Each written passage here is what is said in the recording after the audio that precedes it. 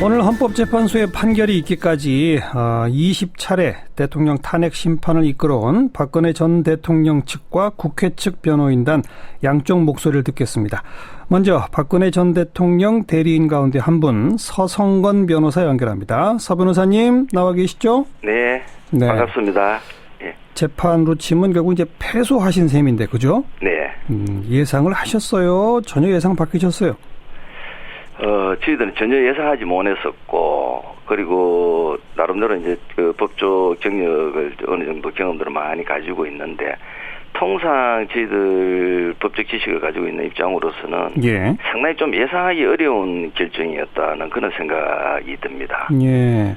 그 여러 가지 탄핵 사유들 가운데 헌재는 가장 중요하게 이제 최순실을 통한 국정농단, 뭐 기밀 자료 유출, 인사 개입, 그리고 이권 챙겨주기 위해서 기업 활동 제약하고 돈 걷고 이것을 아주 중대한 헌법 위반, 법률 위반으로 보지 않았습니까? 네. 거기에 동의하실 수가 없나요? 이게 지금 전체 판결의 그 맥락에서는 보면은 결국 그 피청구인께서 헌법적 질서를 중대 위반했다. 예. 그 사유를 갖고 이제 결국 파면에 이르게 됐다. 이렇게 이제 그 설시를 하고 오전에 이유를 낭독을 했었는데요. 그렇죠. 근데 막상 내용들을 살펴보면은 헌법적 질서의 중대한 위배보다는 최서원 등이라든가 어떤 관련자들의 결국 형사처벌을 그 내용으로 하고 있습니다.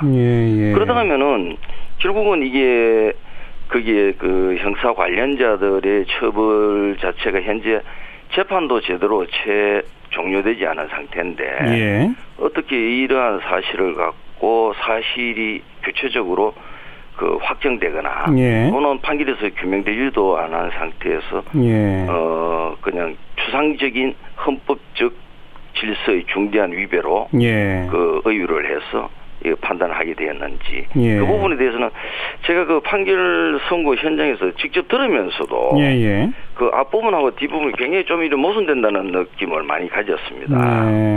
그리고 더욱이 이제 그 판결 이후에 설시를 하면서 쭉 이제 듣던 중에 검찰이나 특검의 불출석 등 사실 규명에 비협조적이었다는 점이라든가 어떤 국민의 신뢰를 회복하기 위해 그 적절한 노력을 하지 않았다. 이런 내용들이 그 판단 이후에 아주 그 비중 있게 판단 그 이유로 들어지고 있습니다. 맞습니다. 그러다 하면은 이러한 그 특검 불출석이라든가 이런 부분들은 소추 사유에 들어있지도 않은 내용이죠. 그러다면 어떻게 소추 사유에 들어있지도 않은 내용을 가지고 판단의 중요한 근거 자료로 삼았는지 이러한 부분들은 나중에 조금 한번 판결에 대해서 판례 그 평석이라고 있습니다. 그런 부분들을 통해서 좀 이래 검토해 볼 수 있지 않느냐 이런 생각을 가지고 헌재 측의 논리는 간단히 요약하면 이런 것 같습니다. 모든 국민을 위해 일해야 할 국가 공무원 그중에 최고인 대통령직에 있으면서 특정 사인을 위해 법률을 위반하면서 여러 가지 일들을 저질렀다. 따라서 이것은 헌법 준수 의무를 저버린 것이고 그 후에 뭐 검찰 수사, 특검 수사 등등의 이제 불응한 것 이런 것들은 국민 앞에 다 하겠다고 약속해놓고 스스로 그 신뢰를 깨뜨렸기 때문에 역시 헌법 준수할 의지가 없는 것이다. 이런 판단은 그것도 역시 납득이 안 되세요? 물론 이제 그 자체로 하면은 납득이 되죠. 납득이 안 될 수가 없는데.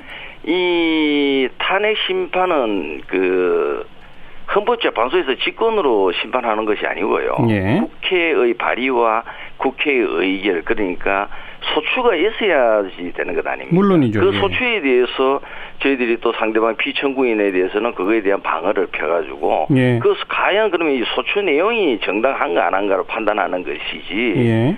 헌법재판소에서 소추 내용에서 덧붙여서 하거나 이렇게 판단하는 게 아니지 않습니까?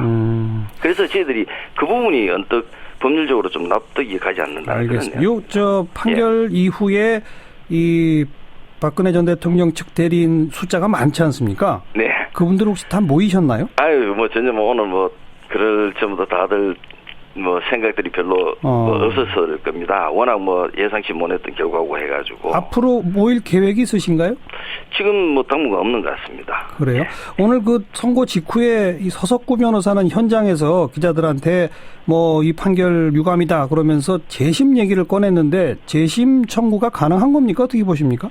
그거는 저희들 뭐 예전에 또 좀 이야기가 나왔지만 대리인 측 전체에서는 검토된 바는 없고 그것은 아마 서석구 변호사님께서 개인적으로 일단 말씀하시는 것으로 보시면 되겠습니다. 대리인 측 전체로서는 검토된 바 없다. 예. 그리고 그렇습니다. 당분간은 대리인 측 전체가 모일 계획도 없다. 예, 지금으로서는 뭐 모일 계획은 지금 아직 또 이야기가 없습니다. 그렇다면 재심으로 들어가지 않겠군요. 일부 변호사님들께서 뭐 아하. 또 어떤 뭐 계획을 갖고 계신지 그것까지는 제가 확인을 못 했고요. 예. 일단 오늘 말씀하시는 것은 서석구 변호사님 개인 의견으로 보시면 네. 예. 박근혜 전 대통령과의 회동도 예정되어 있는 건 없습니까? 예, 없습니다. 네. 그냥 대리인단은 그냥 소멸돼 버리는 건가요? 대리인은 원칙적으로 재판이 끝나면 그 대리권이 그 소멸하는 게 그렇죠, 법적으로 그렇죠. 맞습니다. 다만 이제 상소가 있는 그러한 그 일반 재판의 경우에는 상소 기간까지는 그 대리권들이 이제 유지가 돼가지고 상소까지는 대리를 할 수가 있는데 그 기간이 지나면 소멸하는데 이건 단심제이기 때문에 확정을 해서 권한 자체들이 다 소멸했다고 보면 되겠습니다. 대리인으로서 어쨌든 오늘 판결에 대해서 납득 못할 바가 있다. 이제 그런 지적을 하셨는데 하지만 오늘 내려진 결과는 일단 받아들이지 않을 방법이 없는 거죠? 예, 그 승부 여부는 뭐 피청구인께서 결정하실 것이고 저희들이 뭐 승복을 하시라 말아 할 부분의 그 이야기는 안 되는 거고요. 저희들로서는 뭐 피청구인 대리인으로서 오늘 나오는 판결은 그 대리인으로서 받아들이는 그 정도까지 뭐 할 수 있는 거겠죠. 예. 어쨌든 오늘의 이 판결에 대한 어떤 뭐 의미랄까, 정치적 의미랄까, 역사적 의미랄까 이런 거는 뭐라고 말씀하시겠습니까? 예, 그 헌법재판관들께서 오늘 결정을 하셨지 않습니까? 그렇지만 이 결정이라는 것은 이 탄핵 심판과 같이 중요한 결정들은 결정으로 끝나는 게 아니고 이제부터 역사적인 어떤 평가가 따를 것으로 그렇게 생각이 되어집니다. 그래서 과연 이번 탄핵 심판이 역사적 평가에 있어서 적절하고 아주 훌륭한 판결이었던가 하는 부분에 대해서는 후나 아니면은 뭐 지금에 있던 여러 국민들도 다시 이거에 대해서 평가를 할 수가 있겠죠. 그래서 저는 과연 어떤 평가를 받을 수 있을지가 굉장히 좀 궁금하게 그렇게 생각하고 있습니다. 곱씹어 볼 대상으로 뭐 앞으로 계속 이제 연구가 돼야 되겠다 이런 말씀이시군요. 그렇습니다. 아무튼 그동안 애 많이 쓰셨습니다. 고맙습니다. 감사합니다. 박근혜 전 대통령 측 대리인 서성건 변호사였고요. 국회 탄핵소추위원으로 활동해 오셨죠. 박범계 의원 안녕하세요. 네, 안녕하세요. 재판으로 치면 승소하신 거니까 축하드려야 되나요? 아닙니다. 온 국민과 함께 그냥 무겁게 이 국면을 일단은 받아들이고 싶습니다. 만장일치가 나왔는데 그것까지 예상하셨어요? 예, 제가 뭐 트위터에도 뭐 얘기를 했고요. 또 방송에 나가서에서도 8대0 예상을 했습니다. 그 국회 탄핵소추위원회가 13가지 사유를 냈고 그걸 이제 5가지로 묶었지 않습니까? 그렇습니다. 근데 그 가운데 3가지 공무원 인사권에 개입한 문제, 그다음 언론의 자유 침해 문제, 또 세월호 문제, 요 3가지는 다 인정되지 않았습니다. 그죠? 그렇습니다. 그런 점은 혹시 뭐 아쉽지 않으세요? 대단히 아쉽죠.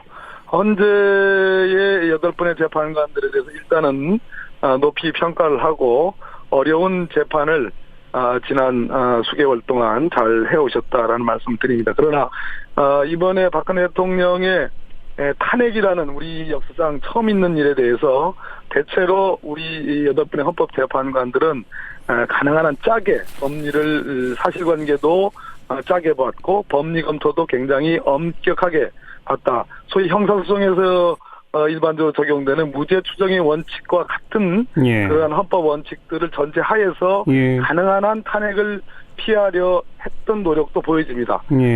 그럼에도 불구하고 최순실이 제가 오늘 뭐 한마디로 평가한다면 최순실이 박근혜 대통령을 탄핵했다고 보는 것이 헌법재판소의 판단이라고 보여집니다. 그렇죠. 최순실 또한 통한 어떤 국정농단 행위, 그리고 사익 추구 행위에 박근혜 대통령이 지속적으로 관여해왔다라는 점, 그리고 반성을 하지 않았던 즉 박근혜 대통령이 숨기고 예. 부인하고 예. 또 뭐 증거 인멸의 혐의도 있고 또 박근혜 대통령의 문제점을 지적하는 국회와 언론에 대해서 공격하고 자기의 측근들을 단속하는 행위들에 대해서 헌재가 지적했다는 점에서 예. 나름 굉장히 어렵게 탄핵 결정을 한 거 아닌가 하는 평가를 드립니다. 예. 그런 것은 헌법재판소 입장에서도 탄핵에 반대하는 분들의 목소리도 있으니까 우리도 아주 엄격하게 몇 가지는 인정 안 했다. 그러나 이건 도저히 참을 수 없다. 뭐 이런 논리를 구사한 거라고 봐도 될까요? 바로 정확한 말씀입니다. 제가 뭐 장황하게 말씀을 드렸는데 우리 교수님이 가장 정확하게 도저히 더 이상 대통령직을 수행하기에는 헌법이 수호되지 못한다. 망가진다라는 그 부분입니다. 예.